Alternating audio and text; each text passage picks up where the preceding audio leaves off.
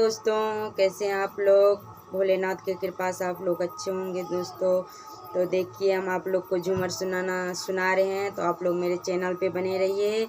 और अच्छा लगा तो लाइक कीजिए, सब्सक्राइब कीजिए और कमेंट ज़रूर कीजिएगा। और हम आप लोग को झूमर सुनाना चाहते हैं।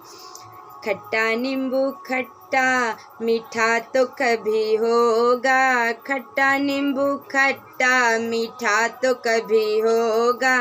सासू तेरा बेटा कभी तो मेरा होगा, सासू तेरा बेटा कभी तो मेरा होगा। सास बहू में हुई लड़ाई आंगन के बीच में, सास बहू में हुई लड़ाई आंगन के बीच में। आजा सासू आजा, झाड़ू है मेरे हाथ में। आजा सासू आजा, झाड़ू है मेरे हाथ में। खट्टा नींबू खट्टा मीठा तो कभी होगा, खट्टा नींबू खट्टा मीठा तो कभी होगा। सासू तेरा बेटा कभी तो मेरा होगा, सासू तेरा बेटा कभी तो मेरा होगा। सास बहू में हुई लड़ाई किचन के बीच में, सास बहू में हुई लड़ाई किचन